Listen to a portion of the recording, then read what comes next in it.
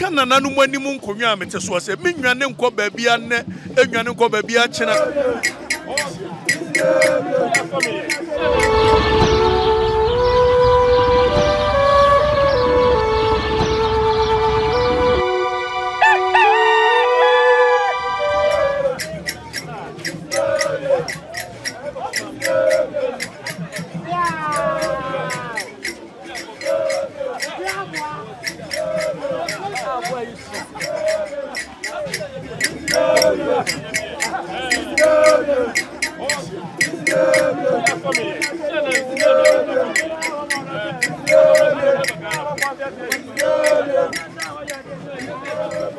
Appiah and tentam so ayama makwaba na yemfa momre Nyansapo so menya menua panyini Okatakyie Afrifa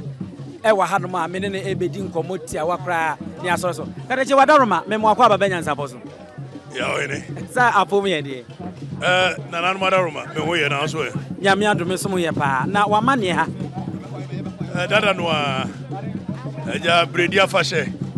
afia se na me no hia ya Obama me problem to ma no ma me ka ma adwene no eti afia sa no adi ahia dia na esi asaba na baby eda na ye de beto eti e ba ya afahye no anti ne nam hreman so na twetwe nwomba afisa de esa de kan ya eni ahia ya ye bo nkomo akofa ansem bae ye say ye tu afiri nkran ye Captain Smart na tu afiri nkran ai no kure be ne o enu ti na wa ba di bledi ya why na one two me free nkran Captain Smart no na de me ko nkran so amwani anka ho na kwadwo na de me ko nkran ya na enu de obi ni mu asem na de enye one na de me ko de ene one se atumi ade atumi no wo so obetimi atumi make at the Jeffrey nkran de di kan me tenkran me nsore nkran me won nkran na matena nkran kopem da me anga sem susu se me sore nkran obi ene obetimi atumi enti wo da so won nkran ya wuntu nkran honam free by and ray me babedru enne masa da mani akokyena nanso masante mamu ya mede enti muhu me wa na masante sem ene me kuma sesem ene me bread sem ne magona sem na yam de ntina da bia me ba no enkrane de yes ho nso ye na ni nyina aka Ghana ne ho enti me wo ho semete wo nanso meta aba haba yes it was style of journalism so once sana o my Ghana so pan so unkom aya wo hu sansem no social media ada na esem sesa bibie ada no man ne menkom wo de ntina menkom said ye wusika won nsem fa no Yesu Kristo ba ye no said no wusika ne nsem fa na ye bone de enso so anko man ya no atim ya chene bo na senduom nyesa na no ye bibi bone baby konfa no che ba ye no sabio de no wo ye no okọ man ni mu ewi akiro so okọju owu aduraba ne wo fa ase kwa mesia ne kosi ntwene so wo abra no osimi ensi ntwene so enya no kure na konfa no chi no ye bibi bone eti sa na ada santie bibia wo ye bia no ada sano nko mo ankasa ntumi nye no wo mo hunu sa wo ye a wo mo resist o eti de meme ye ne nanu ada sano bebre no anu buafu no wo mo nya ya ko mo timi ye na nko ye wo mo na be ye mi no nti no ana akoye bi foforo na no so nkyere se bi bredu ase o me ba be sesa na ma ye bibi foforo because me pesa ada sapem asem okay se bi bredu asa Michael Jackson wo ba wi ase boni a Michael Jackson ye nyina ne se yamranche kakra yamranche na yamfa nkomo no nkomo ne ye deba amamre nso hu hia amamre ni amanya ne kura nti na mo ha eti ye ne ntwa ne tatatata ye na make ne se Michael Jackson ba wi ase boni o ye nyina ne se wo ya abamu a no so obeto nwom ama adasa na ni age ewi akire niam eni ho nyina de kan so akodi man nkolato ana wo ye se na fa go se Michael Jackson wo ye obi boni Mike Tyson ba wi ase boni a Mike Tyson ye nyina ne se wo wani mfefefe wono de wo so de ne de baji blows amwani age ama ahomachi 2 3 ni ya swade kokkohwe Mike Tyson ewi akire de nsem bebre to ne so enti adasa no de saa no omotie eye uko UK ya na no Britain for wo motiwo na Adolf Hitler 1939 Adolf Hitler sorry say me ne Britain for be kwa akokontokwa na nipa ba ko Western Church was da bi mempene ma Adolf Hitler ma ya ni woni Adolf Hitler di si ani wo ko frɛ Russia for by wo ko frɛ US for by be boa ye ma Britain for wini ye 6 years 1945 yakoto aba nipa na wobo aya wa ma dofit la medi wo so no yato aba se lusu enti ada sane de da bia said wo mutie sa do mutie so yen central ni nti obeyen central dwuma ye obeya manyoko so dwuma jana koye 1pp amanyoko esa se ehu se wadwuma wo ye no wo ye MPP sense wo yen central menyen central na da MPP ni se bi wo mo wagadugu so mo so wo man ni mo me na maba na me se journalism no ma hunu se hypocrisy bebre wom nipa ne mpe nokore obia wo political party na me ba ye no makọ draw line bi se ho ye friend neutral na me se me de ho de mentena na me MPP ni meka nokore o tu ye MPP ni na da me ye de ani obia wo political party obia efse fie mu na afri sa fie de bibi na dua mu tete wo na so yanka nokore nti ne de bibi akate anim se ne me ye journalist enso wo ye journalism yi the subconscious nature what kako baby and I made me say me pesa me send the narrative eti me mamamfo na hu baby am gina nanso obia ni wo akufo ado aban ya ko ye woni akufo ado aban ko chen me Okatakyie am MPP ni no eti ne no boni am ya ne de me MPP ni na me MPP ni china me ye MPP ni china chi nanso de ye bone ye ni NDC bone ni MPP bone boni amaye nyina ne se medical no kura kyerem no ma meka nchem se mu ye neutral na mo adwene ye adwumani sabi mpredua sanka me so matimi aye di ne medidi ya didia ne mabum kom me mpa didi ha hu hia me ti na odidi fan ba ko penana me nidi fan ba ko akufo ado ba ye me ne no ako me na me yi me hu si wo fix the country me ye ma amrante ne maba wa nyina ba ye na nya akufo ado aban na Ebenezer na nya Ebenezer akufo ado aban na ne so na me ne coin 2 months to election year come say man for ni no munsu a wo mo de nioma ese no because of galamsey me na me ne akufo ado aban ko nya me na ko fa bai na nya akufo ado aban me MPP ni nso na me ne aban ne ko 2 months to election ejide na musa wie bio na ada sana gwini ne mu ha tu obia dane wo magwini na dane na nti sa dia me ne mu na atena wo man ni mu dwoma ma ba ha 4 years manwane o man kwa America mi kokura edi 1 week pena me ho yira me na me se ba akufo do by 8 years me ne no ako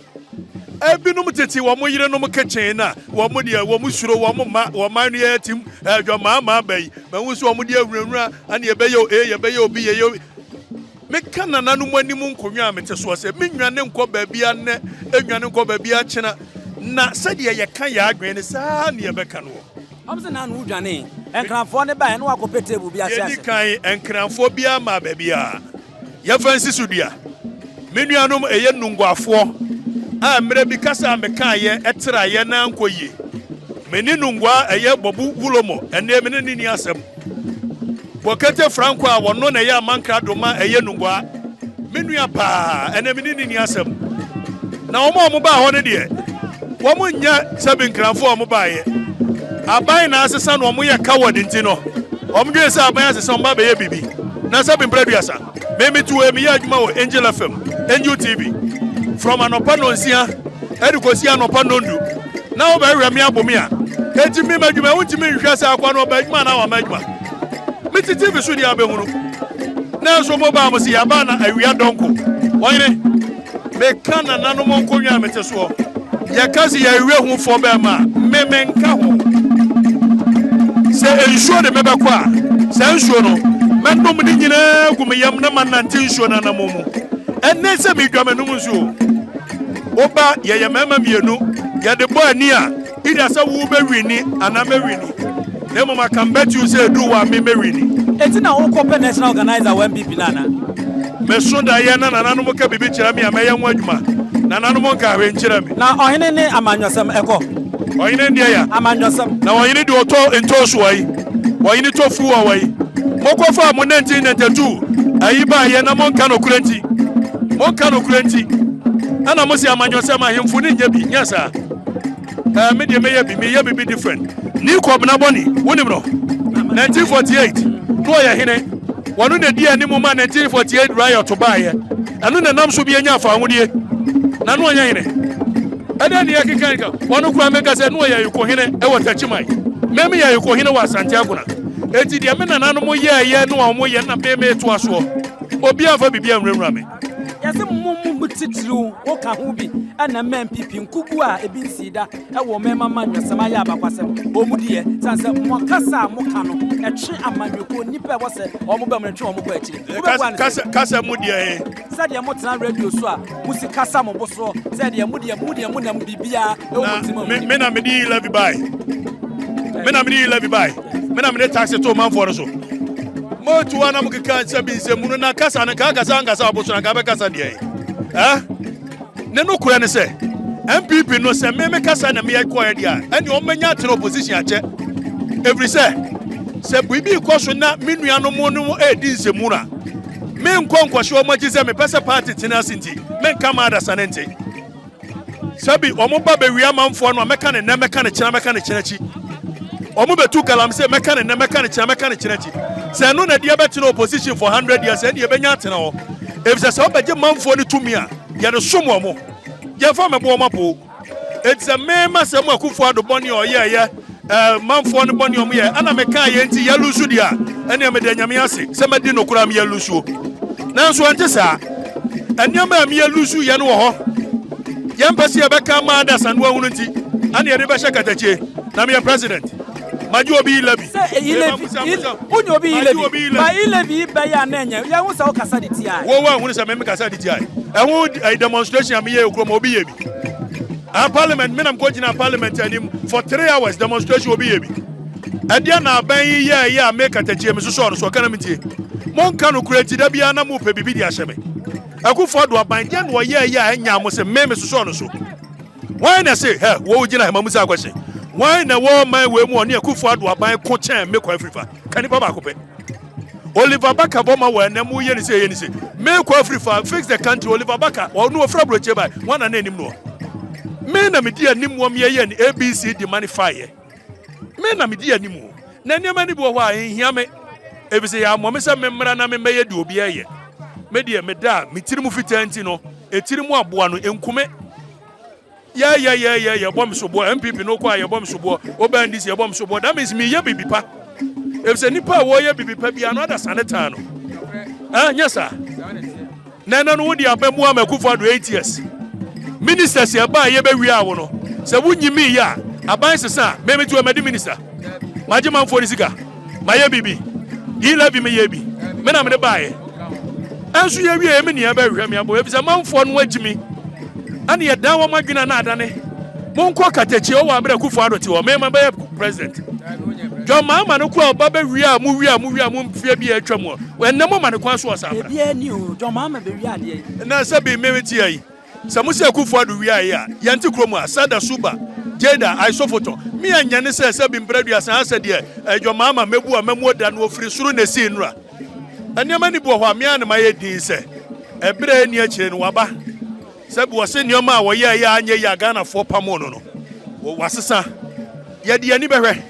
ebiza menya me sore ya na me ka nioma because ese me ka bibi odu ani behwe mamisa we de twato na menya anako enra de course wo man Ghana mra se dwafie vetting committee a ekori ache no na edom kuma ene edom dodo ntraka akoduru se o menye japade de taxpayers money speak microphones awodo any tables awodo omo pagya de bobo ho ase no o se ne say oh, we know, anya fe. I mean, but maybe you know, hypocrites as I idea in see that all over the world, democracies and go for parliament, Britain, US, and Colasem will be break also. But it's a kind of crapper. I think many people should relax a little bit. Other than that, we are sending a certain signal to the people. I can understand, sir, and this is for be play games, and politics is about that. Being smart. If I say bio some kotina se na munyina mo agree say enipa miensa and ye be interviewer ye be vetia ada na mo smuggle will be fetching it almost so resisted but it comes with too much drama which I think they must really look at it again game it's okay na the chief refer ye de ye ada na from Kumasi TVSYZ angel crowd yakoba say yase kwaku oten kra frɛ no atunofo say Okatakyie won sam no bra fom mempanisa Okatakyie se gon dia meka na meka enti adenti eye edomani na sen eso ntakrache ana wa bibi wo ho a wasa na utimi ka media no ada na ese bibi wo me wa me sesa ka media nim ede na ese me sesa wo ka bi chem dia na ese me sesa So one who say winning. There be una ubusa. It's in my Bobby Swatch from Kumasi TVSY. And many of you Kumasi da. Ye di kan. TVSY. Many of you and yet TVSY na me share Kumasi. But now I Happy FM for 4 years, 2016 to 2020. Me free Happy FM and I me buy person call XYZ for almost 2 years. Asana me buy na sabi ye adwuma ye free ha kwa ha free ha kwa ha. Anya ne sa dia kwa just matter o to wa work kan se muni. Wa just matter ye adwuma kase kwasi wa radio, Fox FM, Capital Radio, Adum TV, Angel FM, Onua TV. Na ye moving free baby nko baby anko anante nante sa. Eye normal. Sabi mpreduasa yesi kwa kutie doctor kwa kutie tu no fo so wontie. Na manfo ni nsuo na esai. Na galamse na ese no. Na radio nso ya de kan de manfo ya enye se be ya manfo no beto mo. Na se doctor kwa kutie se men kama no ntuma. Eti ambani ampa men kama no ntum. Wo mabusa wo men kama no ntum. Eti bone be na maye. Se mi wura kwa kutie se men kama no ntum na ma men kan de sabi nipa ye nipa bone ti adasa no. Na no nti mo se men tie nti problem wa etoje mo amasemwa it is watchina wo no obi eye obibi na ekoti yawo na sabi bread asa me kama no tum because kwabenado se me kama no tum a ebe yode na ye frɛ papa bi Martin Umwela o kan se bi was the first they came for the Jews. I did not speak because I was not Jewish. Second, they came for the trade unionists. I did not speak because I was not a trade unionist. Third, they came for the socialists. I did not speak because I was not a socialist. Then eventually they came for me and there was nobody to speak for me. It's a meme to one. Others say ye be netia nipa dodo no. Na ya boni a obi anu obetimi aka chem se kwanu tuma mekma no atum. Ene ye betwa miti kura ye ntwa miti. Efse Yesu Kristo ba ya no anu ye na mo bona baso. Kwa me nkroma ba ye obeye yeye. Waji ye fra brofonsa mu wie mu pamo ne kotena gini. Eti mu nipa no ankasa mu ye problematic na me hunu ana me muamo. Me de me koso aye. Ye me nyankopon so ma me se meye. Why? Okatakyie. Abza ya de Okatakyie Afrifa and e bon komo no. Aha Nyansapo kasa fonyi. Se ma mu nyina mo ene hwe edi ni abusua pani ousu eduomi.